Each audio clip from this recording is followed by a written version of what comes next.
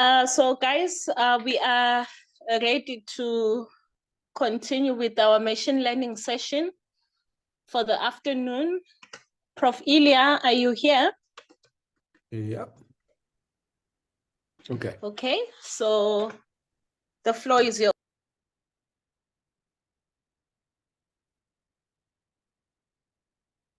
Okay, can you hear me? Yes, Okay. and I can see the Jupyter notebook. Okay, wonderful. Thank you very much. Okay, so first of all, I see that there is a question or comment in the chat about the course, that the lectures were a little bit overwhelming and that there was a lot of material. It's not really a refresher because, kind of like for the people who knows machine learning, I haven't said anything new. It's just, a brief overview of what exists. And, kind of like you need to take it exactly as that because, in order to do it, I mean, in order to understand mathematical formulas, people usually need to spend a little bit more time on looking on the formulas and trying to make sense of it, maybe trying in some simple cases and things like this. But the idea is very simple, that this is just to show you, and this is a very, very small piece of this kind of interesting part of computer science. And so kind of, which have its theoretical aspects, but it's also have very nice, interesting applied aspects. That is why, yes. And kind of like which ML course recommendations. Again, there's just go to Google, type machine learning course, and you can start from that, University of Pennsylvania, which I was using course, but there is in the notes, there are some links to some other courses. It's really like, yeah, just there is no lack of material. If you want a recommendation, it's, I mean, just find it yourself. Okay, so let's go. Just one quick comment about the first, our notebook, because I asked you guys to apply the standard scalar to that very naive linear model. And people say that there wasn't really. Okay, so can I enlarge the font? How it works? Yes. Does it look better? Yes. Okay, so I asked you guys to apply the standard scalar, and some of you indicated that nothing is working. So updated version of the first notebook is in the canvas, so you can refresh and re-download it, and it should contain the following text. So we just apply standard scalar. I won't run it because you can run it by yourself, and we'll go to the other notebooks. So everything is the same. We apply just a standard scalar. We transform the train and the test data, and then on the train we do the fit transform. So kind of what we transform and learn the parameters of transformation. Test, we just transform. Yes, do the standard linear model and kind of get the coefficients. And we see that it doesn't really affect the performance because, and there might be multiple reasons. Maybe, kind of naive model was squeezing as much as it's possible with the existing data, maybe something else. But what is interesting, so now we have the coefficients which have a meaning for this linear model, because now all the inputs are normalized. And now we can really say that, as what was obvious, and yesterday we discussed it from the images, that the average income is the most narrowish, elongated parameter compared to all the rest. That's really, it's confirmed by numbers that this is the greatest kind of contribution is coming from there. And you can really see that, okay, so what is the most important characteristics, for, at least in this data set? It's average area income, average area house age, and area population. Yes, kind of. And maybe a little bit of number of rooms also important, but, as we've seen, that number of bedrooms is rather irrelevant parameter. Okay, so, and kind of here we could really make this statement. At least this statement is much more justified. Okay, so that's all what I wanted to tell you about the first notebook. Let me close it and hold it. There is because we're a little bit pressed on time, I suggest that you can just go by yourself with the notebook 3 where classification is done with some standard node or with some standard data set for the cancer screening. And what is interesting here, I mean, the idea here is that we're using some linear model kind of with non-linear kernel, which is called support vector machine. So that doesn't really important for us. What is important that here there is also kind of, first of all, there is a very nice examples of how to use, kind of some graphical tools. And the other thing which is quite interesting in this notebook is, again, demonstration how to optimize parameters. And I think that I think is a useful thing to see. So because here you can plot the confusion metrics and how to do it. And afterwards, we do again the thing which was done in the second notebook, that we go through the ranges of parameters and trying to identify the best of them. And I think this is one of the things which we need to take it out from there, so that, kind of like, there are a lot of hyperparameters to optimize. So there are a lot of parameters on top of your model, which you need to choose. And it's very nice and it's very useful to learn how to do this model selection and how to optimize the parameters. And yes, if you run it, you will see that, confusion matrix is getting a little bit better. So just go through this by yourself. And let's go to the today's topic. So what I wanted to look with you is for the PCA clustering and into the neural networks. I hope that is fine with everyone. Because this notebook number 3, in the spirit, it's very close to the notebook number 2, which we had yesterday, but just for the classification task, not for regression task. Okay. So let's assume it as yes, and let's open the notebook number 4, which is called for PCA clustering. And one more thing, when we're going to do the neural networks, for the last notebook, I plan to use Google Colab. I assume that everybody have access, everybody have a Gmail account, and everybody can access the Google Colab, because over there, we're going to train a little CNN, and it's you can do it on locally on your machine on CPU, but it's just take a little bit longer than to do it on GPU. So that's kind of up to everyone's choice, but yes, and in principle, most of the things which we do, we can do on Google Colab, and that will save your kind of your processing time locally. Okay, so have everybody managed to open the 4th notebook?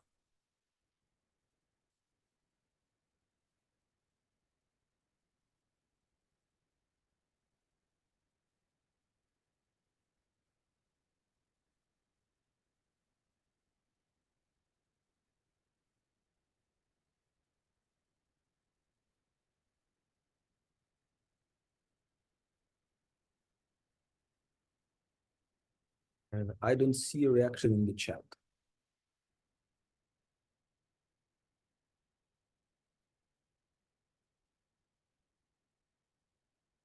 Okay, I see the first reactions. Okay, good. So, and just a little contra comment to the Andrew's statement. Yeah, I agree that, having a bare, Python file is a nice thing, but you cannot do things like this. So you cannot do the cells which are marked down. So you cannot do the cells with formulas. And I think there is a place for everything. So there is a place for the bare Python files, and there is a place for a little bit of mixture of the Jupyter with a little markdown file. So yes, what we're going to look at, we're going to look at PCA and clustering, and there is a little bit of theory which we had with you today. Yes, kind of it looks, you can see that the formulas looks extremely similar to what we had. Yes, and what we're going to deal with, we're going to deal with the famous iris dataset. And this is traditional data set, which is characterizing different irises.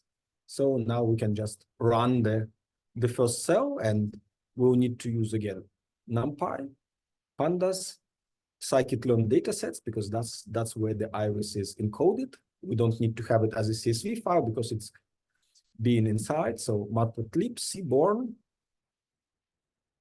Okay, and so this is for the nice 3D drawing.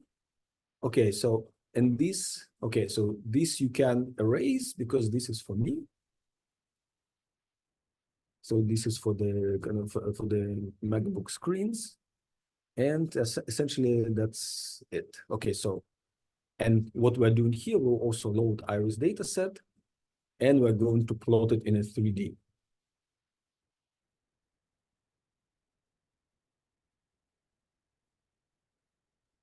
but this is just for visualization. So kind of this data set, so just decreased a little bit. So this data set have 3 features, and that's a distribution of points.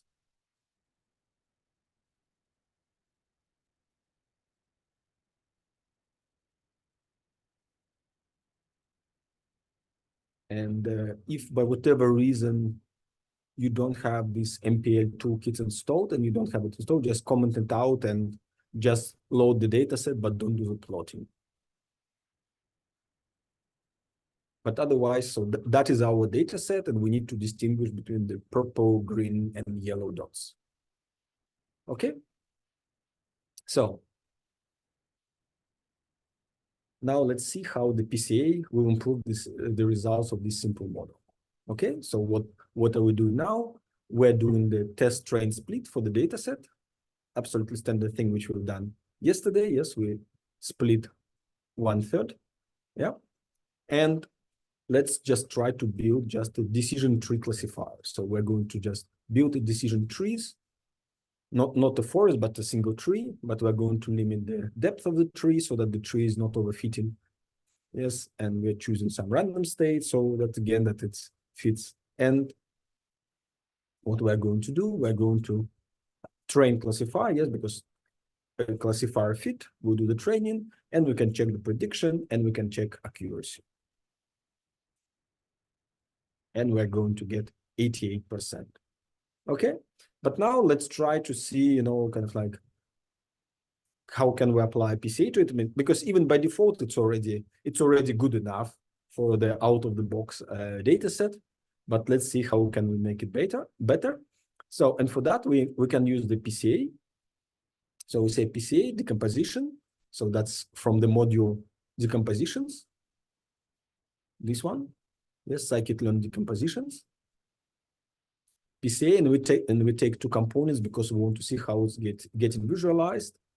Yes, first of all, we do the centering. Yes, x centered is x minus x mean around the x is 0.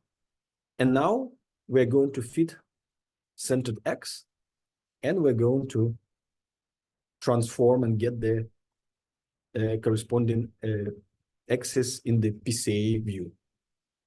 And what we now want to do, now we want to plot what are we getting in the 2D. And what are we plotting? We're plotting, we're cutting the data set for the y is equal to 0, 1 class, y is equal to 1, and y is equal to 2, the first component, and y is equal to 0, 1, 2. So this is the 2 different classes of these irises, x is 1. And as we see, what are we getting in the PCA component, that it's already good enough or almost enough, or kind of separated with a simple PCA, but okay, it was already solvable enough problem, but with PCA we almost achieved at least this class is perfectly separatable, and here it's a little bit more complicated, but take into account that it's almost out of the box. I think it's not bad, but the idea is just to show that okay, we can do it, and this game is playable, and that's how to play the game of applying PCA and choosing components, or choosing, for example, 2 components for the real data. And now let's try to do the following. So after we've done the PCA, let's now use the PCA as the input data.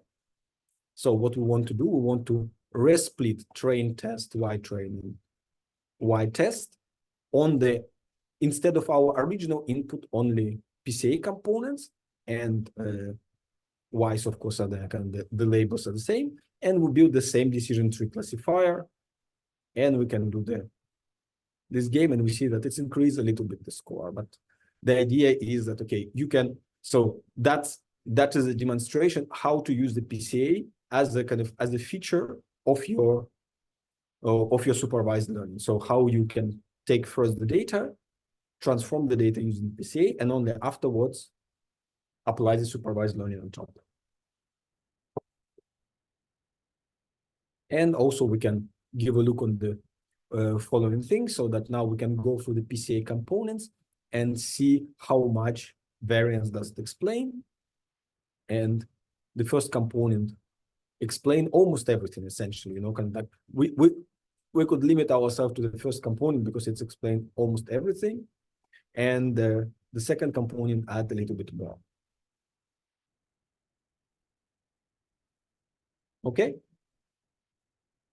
So let's go into a little bit more sophisticated data set. Is everybody good with that? Have everybody managed to download the notebook 4 and run it?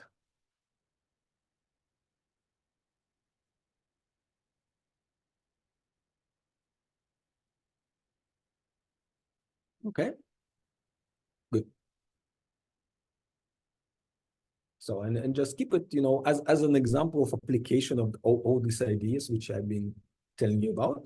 Okay, now, handwritten digits. And again, because I mean, these all data sets which we're using, they're really standard data sets, which are kind of used in the machine learning. That's why, you know, they become a natural part of many machine learning packages. So for example, yes, another data set is the digits, and you see here we are loading, it's from the scikit-learn. In the 6 and 7 tutorial, which is on the neural network, we are going to load the same data set from the TensorFlow. So we can give a look how digits are looking like. And okay, so this is the handwritten digits. And in this case, okay, no, they're just reshaped to be a little bit smaller because they are supposed to be, let's see. So let's see what is the format here. Okay, so it's have a shape of, okay. So it's 1,800 digits, 64, it's mean that they're already 8 by 8. So okay, they're a little bit scaled down because in the 6 and 7, and in the 6 and 7 tutorial, they will be 28 by 28, and they will look a little bit better, don't worry. So we'll get a nicer handwritten digits. Okay, so and we can try to apply PCA in order to see how we can kind of, can we get some data representation on it or not? And we already know the answer because it was in the lecture that we're not supposed to get something nice, but okay, let's try. So PCA decomposition.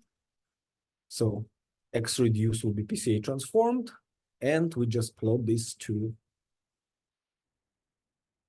axis, and you see kind of like it doesn't really look linearly separate.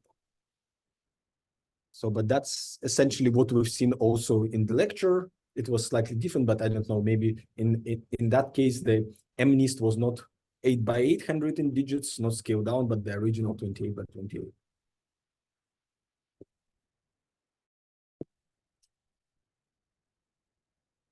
Okay. So, but where it's really interesting, yes, so now what we can do, we can apply those nonlinear transformation to reduce dimensionality. And here we have in the scikit.manifold, there is a TSNE. So we can apply TSNE. And it's also might take some time, as we see, yes. In the last run, it took 50 seconds, so beware of this fact. So, and again, you see the beauty of that, you know, it's some nonlinear algorithm of dimensionality reduction, but you do not need to kind of worry about that because the syntax is identically the same as all the rest algorithms. So let's just run it. And we know that we need to wait for 50 seconds.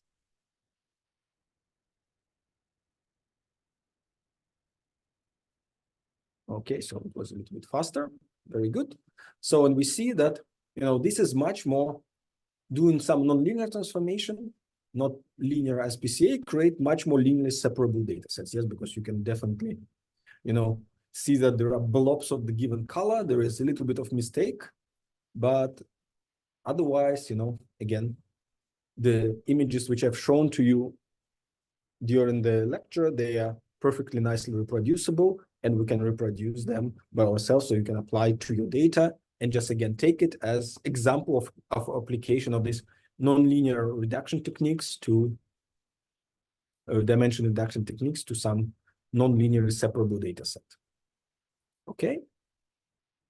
And what we can also see, we can also see how the, kind of, if we apply the PCA here to this data set, which have 64 features, yes, because we have, our, this our digits data set is the set of the 8 by 8. It means that it's 64 numbers, and every number is kind of on the grayscale number from. Okay, that's an interesting question. Let's see what the number is, how they encode it. So X0 will give us, okay, so they're from 0 to probably 255 or 216 or what.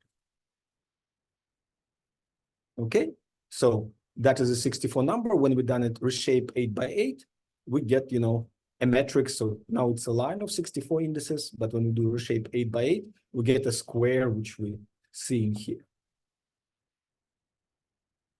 Okay, so that's why we get 64 features here. And what we wanted to see, how the PCA is explaining the, how many features do we need to explain the variance. So we do the, again, PCA decomposition of our digits data set. And afterwards, what we do this cumulative sum and of the quantity, which is called explained variance ratio. And what we wanted to see, kind of like when the kind of 90% of the variance is explained, and when we can explain 90% of the variance, that's how many components we wanted to take. So, and essentially, in this case, we can go down, to somewhere, I don't know, whites have 21, but 90% is probably somewhere here. So around 20. So let's try. Yeah, that looks better. So first 20, so we can reduce this dimensionality of this digits data set using the PCA from 64 to 20 components, if we're happy with the 90% of explanation of variance. But again, that depends on the problem which you're trying to solve.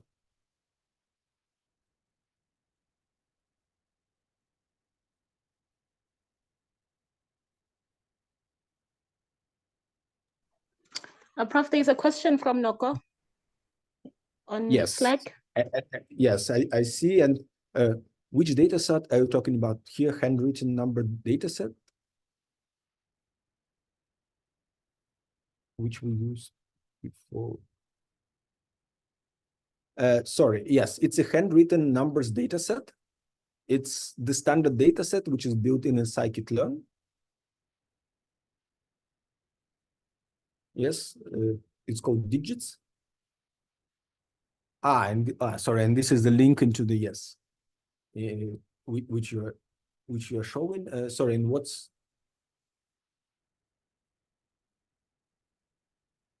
the question?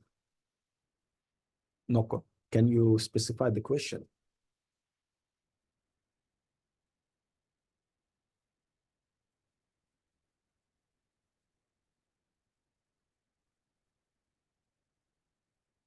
Yes, right now I'm talking about this data set.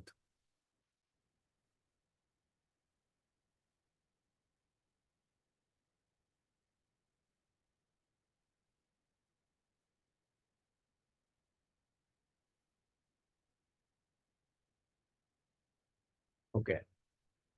I'm not sure that there is. Yes, I'm talking about the digits data set, and that is why, number of components is just above 60, which is a 64. And that's what we exactly see, that, 90% of the variance could be explained by the first 20 components, so that we can do the reduction.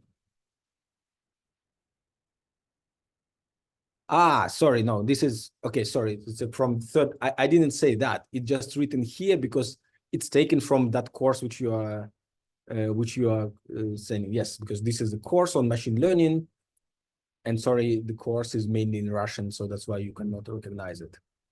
No, because this is just, sorry, sorry, you just need to ignore where it was. Yeah, you just need to, okay. You just need to ignore this line. Sorry.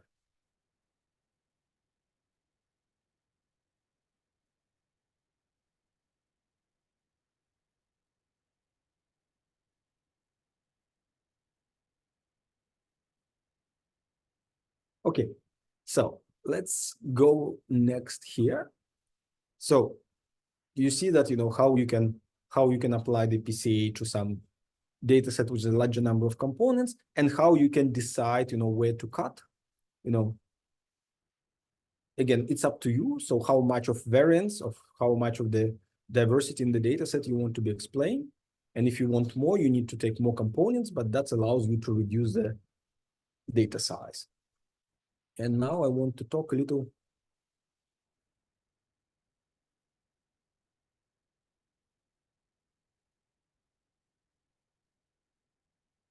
Okay, so not quite. So the question in the chat is, does the PCA of 8 in this context mean that you need only 20 of 64 pixels to code the number? Okay, so it's not a, okay, so PCA of 20. Okay, so what does it mean? It means, it doesn't mean the pixels. You know, be careful, because it wouldn't be pixels. It will be some linear combination of those pixels, the information which you have in the pixels. Because it won't be any more pixels, because you remember that in PCA, it was in the product between these new vectors and your values. So it will be just the new variables, which are not interpretable as pixels, because, you know, here the variables are explicitly pixels, you know, because here explicitly the data set is the value of each pixel, 64 of them. But when we apply the PCA, it creates some linear combination of them, which are not necessarily could be seen as a pixel. It's kind of like projected pixels. But the idea is we can go away from the 20 or 64 pixels to the 20 numbers. And it will contain, these 20 numbers will contain 90% of information about this data set. That's what it means. It doesn't mean it's a 90% accuracy, but it will contain 90% of information. And that might be sufficient to train some model on that. It might be not.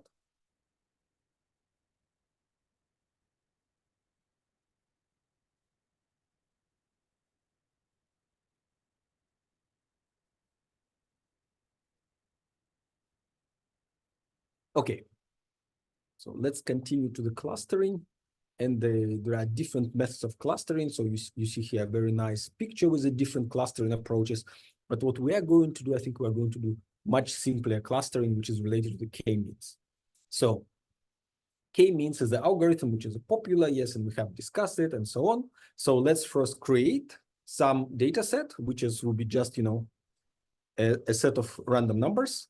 And let's apply the clustering algorithm to it, yeah?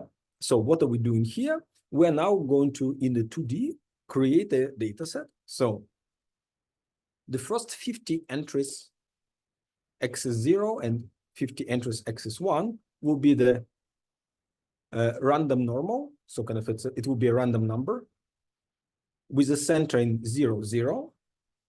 And kind of like that will be the first 50, and with the, so, okay, and what the scale means. Scale means it's probably the variance of it. So what we need to do something like this. No, right? Random normal. So that's probably the variance along the each. Yes, scale is a variance. The standard deviation, the width. Okay. Okay, so 50 of them. So that will be this blob, or it will change probably slightly now. So in first x numpy zeros 152 will create an array of the dimension 150 by 150 by 2 of zeros. And now we're filling the first 50 with the random numbers with the center 0 and the standard deviation 0.3. The next 50 were couples. We're filling with at the mean 2 and mean -1 with the deviation 0.5 and 0.2. And the last 50 will be in the opposite position. So we just get the blobs, as we can see here. You know, some kind of stuff. We get a bunch of random numbers with a with a deviation 0,3 in the both axes here, bunch of random numbers in a position 2 minus 1, so 2 minus 1, that's the center, and this is a bunch of Gaussian distributed random numbers, and here we get the similar thing. And the idea here that we want to test on this data set, artificial data set, a little bit of k-means clusterings. Sorry, there is another question. No, it's comment. Okay. So what we're going to do? So we're going to do now, we are going to build the centroids. So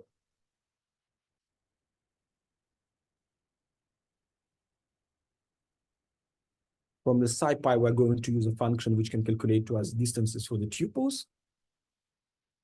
And let's apply it.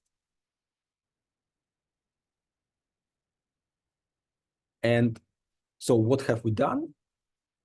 We have created just a random numbers, kind of 6 random numbers, because I told you that we need to randomly choose centroids.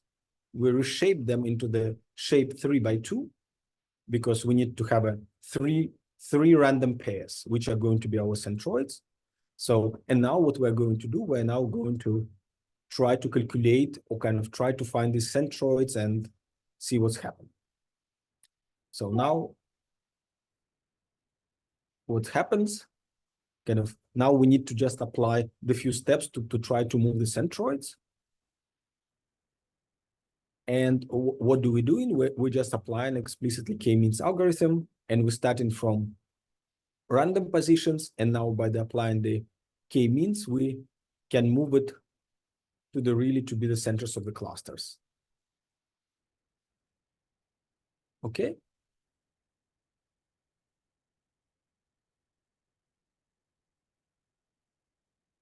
And of course, what I mentioned to you and what is kind of useful thing to know, and essentially what we're doing here we're exactly doing the algorithms over the 3 steps. So what do we do? We're calculating the distance from the point to the centroid, so to our arbitrary centroids. And afterwards, we copying the list of our centroids and calculating, because now we have a list of distances, we are calculating the mean distance to the corresponding subclasses, average distances, and we're getting the history of our centroids, and afterwards we're updating it. So we're doing it for the 4 steps, and we see that for the 4 steps, it's took some position. So it's like, it's a k-means which is written from scratch. But I'm sure that the scikit-learn have it. Okay? So, but now the question is how we can choose the number of clusters. And this is much more because, kind of we have here a very naive example, and it was clear that we need to have 3 clusters here because we created 3 clusters. But the question is now, if we need more than 3 or kind of if we have data which we could not visualize so easily and identify how many clusters, how we can do it. So, and the idea is that we need to calculate function which belongs to, which is kind of written like this. So C is a set of clusters with number of k. Power k means that it's a number of element. Mu k is the centroid of the cluster ck. So we're calculating the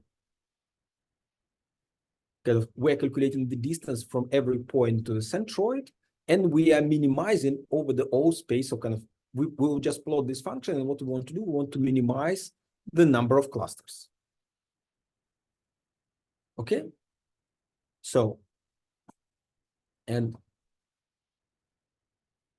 this definition seems to be reasonable. What we want.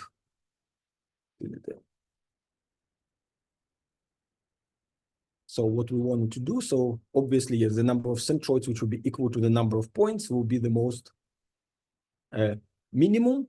So in order to avoid that, what we want to build a ratio essentially of this, of the previous divided by the of the steps. But okay, let's better look at the example. And in this case, you see, we're now using the k-means. So we can, from scikit-learn from the class cluster, there is a k-means there. So now what we need to do, for the different number of clusters from 1 to 8. What we need to do, we need to just apply the k-means, and we are fitting our data. And now we can plot our data. And what we see, so that as the number of clusters, so we have 1 cluster, 2 clusters, 3 clusters, and afterwards, as we increase the number of clusters, this quantity doesn't increase drastically. And this is a very good indication that, you know, we need to choose 3 clusters. Okay, so this is a very simple way how we can detect how many clusters do we need.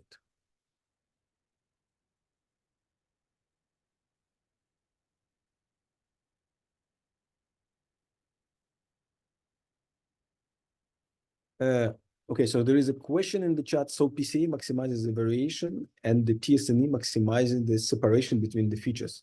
I have no idea if the TSNE maximizing separation between the features. We can check what the TSNE is maximizing.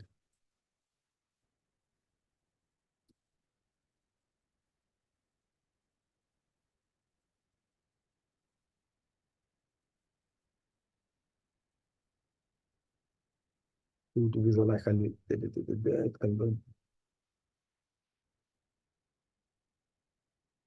now I think it's a little bit yes, because if it's working with a KL divergence, it's doing a little bit more.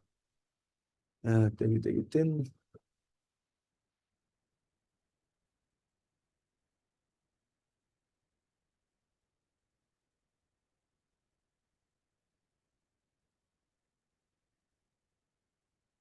Because you know, the result of TSNE is not always look like this. If you, because I think also here the random state is fixed. But if we just remove this bit, and if we redo it, oops, now you see it's not always even convergent. Or maybe it's because probably I now have our own data set. Sorry. Where is my, and it's all use the same letters. Let's go here. Let's try to redo it.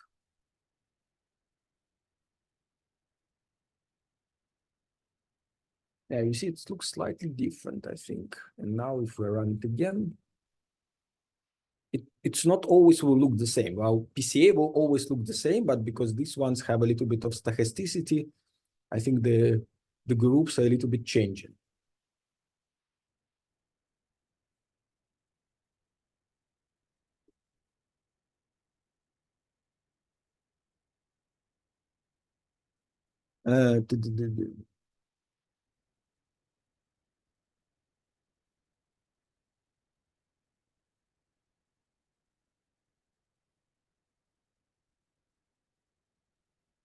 Yunus, you get a warning. Yes, you can ignore the warnings usually.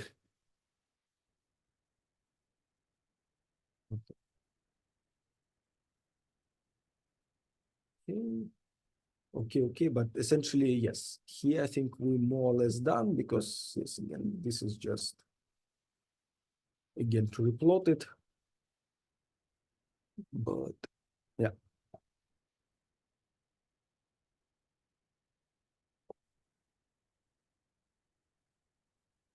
Okay, and you should thank not me, but the people who created this notebook. I just adopted it.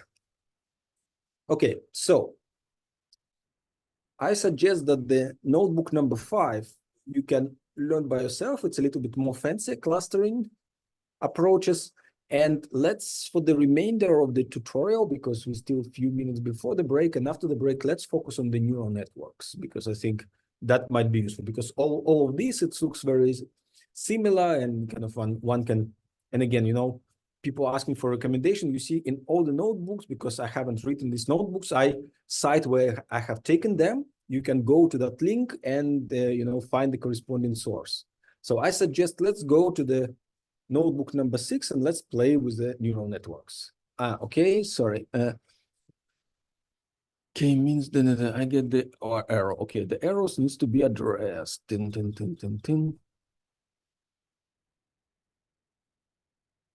Mm.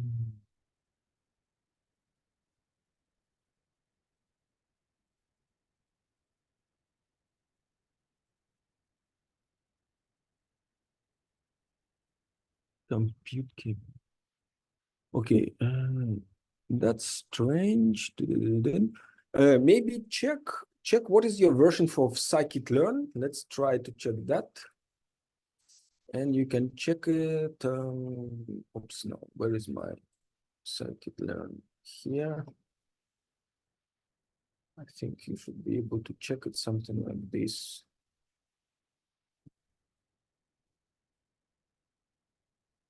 Does it work like this? No. Does it work like this? Mm. Okay, no, it doesn't want. Okay, because I never imported scikit-learn as a. Okay, let's do something which one is supposed to do.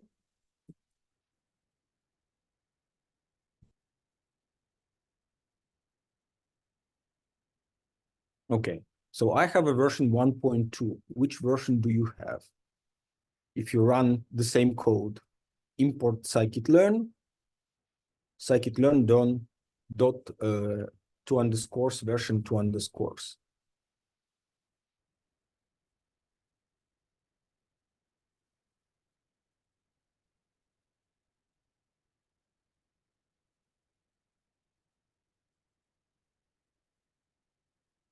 Okay, so you first of all you have an older version of scikit-learn. Maybe try to update it. So you need to do something like pip install, probably minus upgrade or minus upgrade.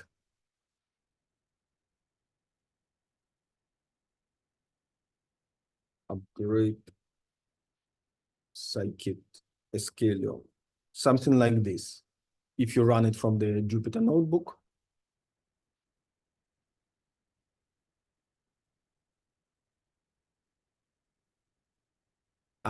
Okay.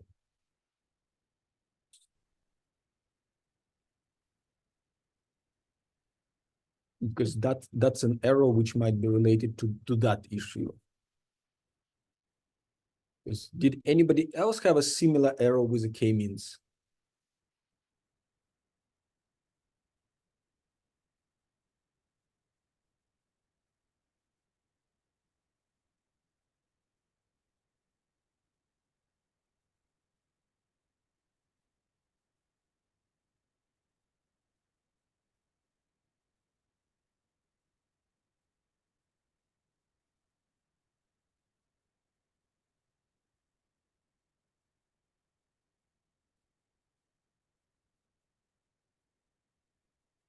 Okay. Yeah, I mean, you can run it just now, but in that case, if you're working in Jupyter, you will need to restart the kernel of the Jupyter. So that's the only idea, which I can came up immediately. But let me know if it doesn't work. It should work. Or kind of like if it doesn't work on your machine locally, one can always try to see, because I would suggest to you to guys run to notebook 7 on the Google Colab so that we can do GPU training. Wow.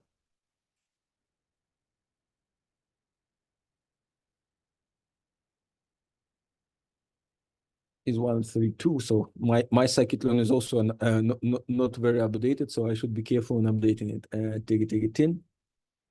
Fit transform. Take it in.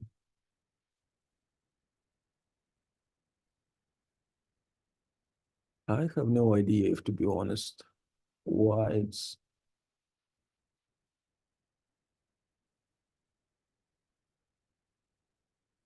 Maybe they change some.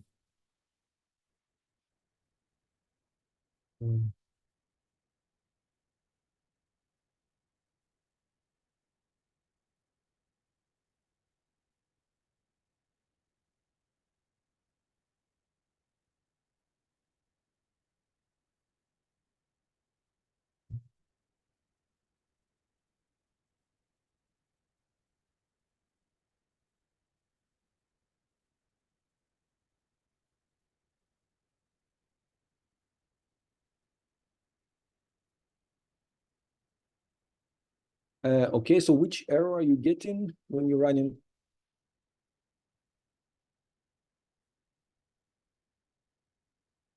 Pip install, but also the way you type, there is a space between the exclamation mark and pip. There should be no space.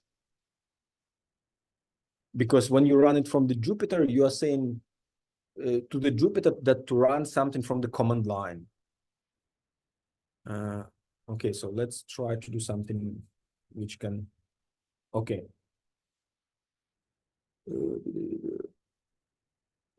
Okay, so are you getting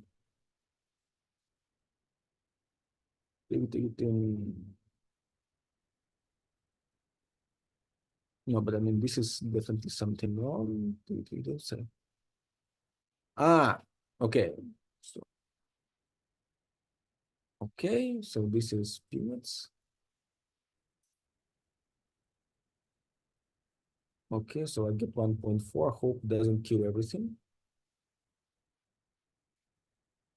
Okay, try this command.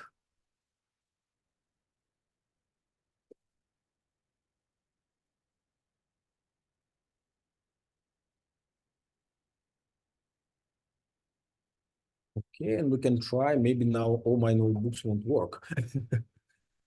70 points. So let's do restart kernel and let's see.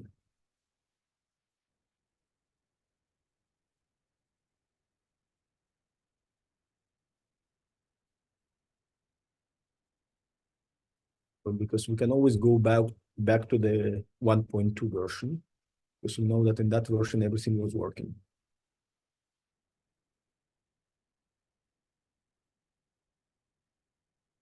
Okay, this so far is working. This is also working. And this is also working. And it looks like it's giving the same results. So let's look into the digits. Blah, blah. This also should work. Okay. So let's see what's happening here. Yeah.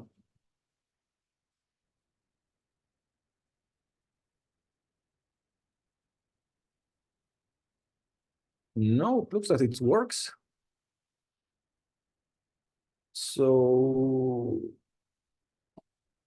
yes, there was a question from Tabang, and yeah, you see, you've just seen that it's working. So yeah, maybe you all need to do this update. Okay, bin. Okay, so that's a Lene, have you tried to run the command which I just sent you, this exclamation mark pip install minus upgrade scikit-learn? Okay, the requirement is already, no, not sklearn, but scikit-learn, because they changed the name of the package a little bit.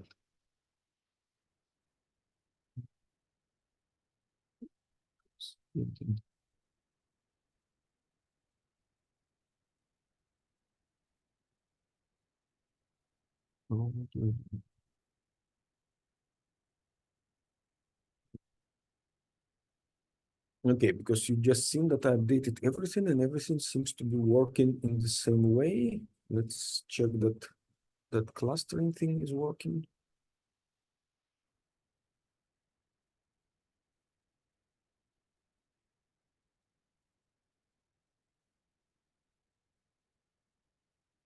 Yeah, it looks like it's everything is working fine.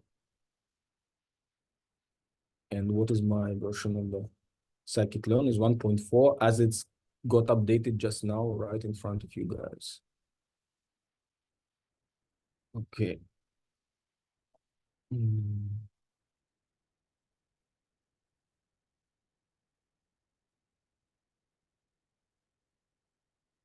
Scikit-learn 1.7.3.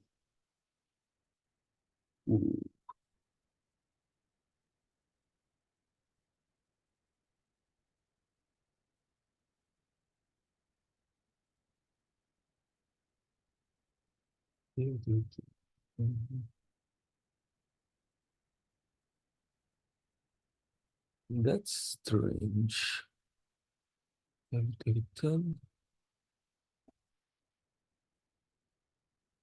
Okay, let's replace second.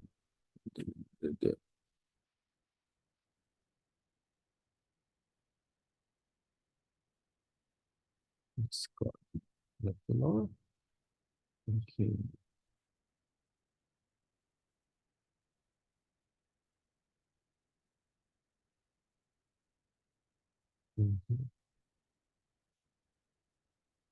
Okay, I don't know why kind of like it doesn't want it to run, but what I suggest, in order to see whether it's working or not, just try to do it in the Google Colab, because it might be related to your Python distribution, because I really don't know, and it needs to be seen. Because the simplest thing which I suggest, yes, is just to do an update or upgrade, and if it doesn't work, I could not do the remote diagnostics. So try to do it in the Google Colab, and if it doesn't work, you can just look on my unrun notebook and see what it's supposed to give, because otherwise I don't know.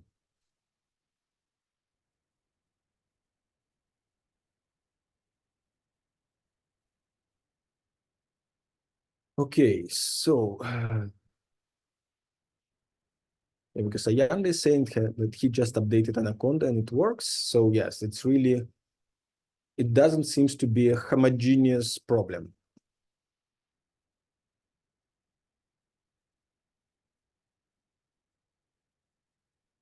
Okay, so where we are.